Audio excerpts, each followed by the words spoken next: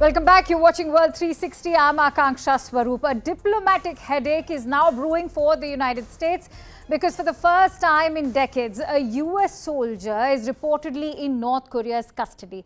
This American soldier crossed the demarcation line into North Korea on Tuesday. The soldier has been identified as Travis King by the US Army. It should be noted that King is a cavalry scout who joined the military in January of 2021. The US Army has said that King willfully and without authorization crossed into North Korea while taking a civilian tour of the joint security area. This area is a small collection of buildings inside the 150-mile-long demilitarized zone that has separated North and South Korea since the end of the Korean War in 1953.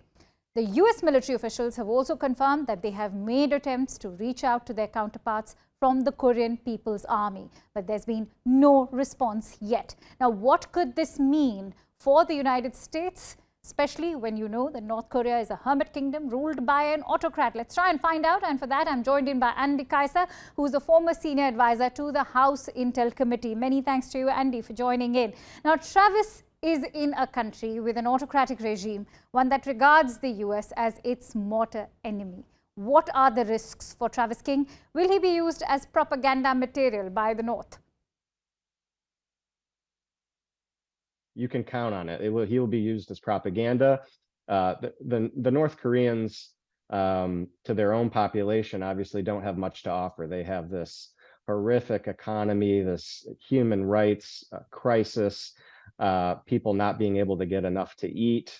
COVID apparently was very, very hard on the North, and the healthcare system is anemic at best. Obviously, you have probably the most authoritarian country on earth, as well as the most isolated. So they don't have much to offer.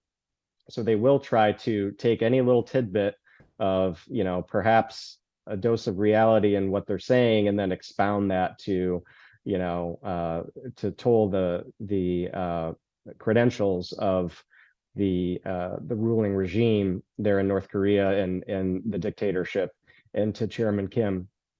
They will absolutely take every advantage of this situation as humanly possible. Propaganda domestically, propaganda internationally, and then, as I said, to exert some kind of concessions from the United States and the West. They are pros at doing this, and I would not expect them to do anything else. All right, Andy, since the United States doesn't even have an embassy in the North, how will negotiations happen? Sweden, of course, as we all know, has negotiated in the past. Can Sweden negotiate on behalf of the United States?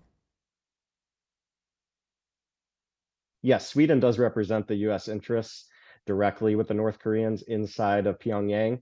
It's not the only situation where this happens. This has happened in Iran, in other countries. So the Swedes will be our interlocutors, and as I said, that is not a new dynamic. They have been doing that for a number of decades.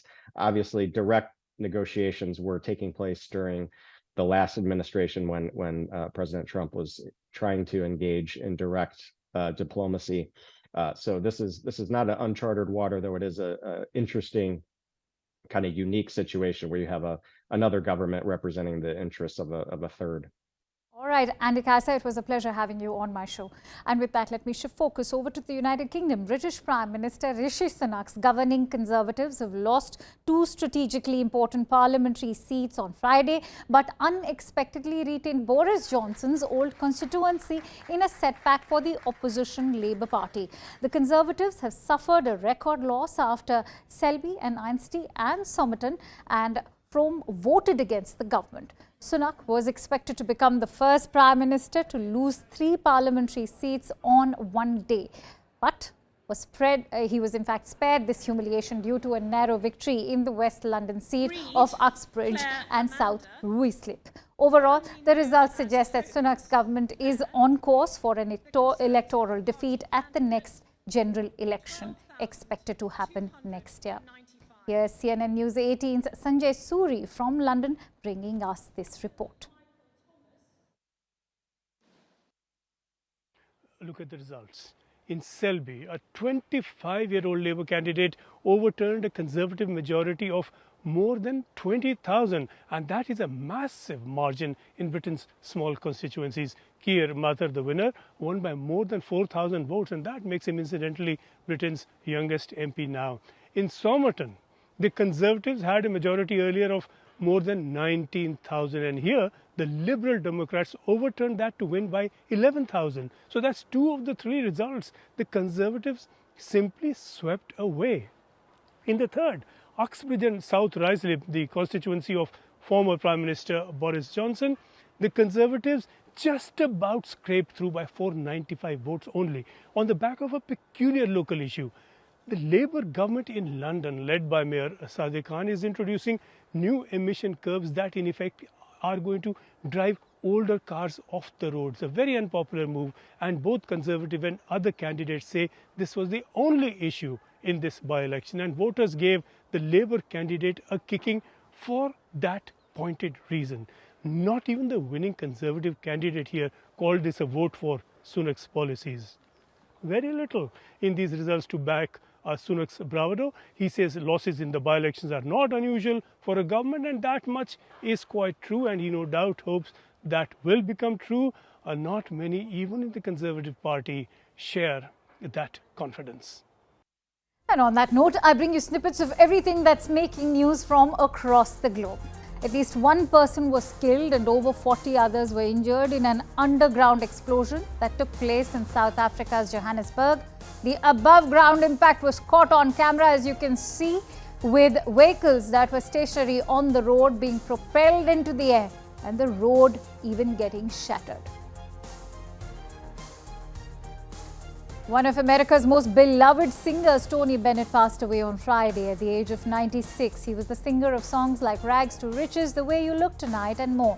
Bennett often said his lifelong ambition was to create a hit catalogue rather than hit records.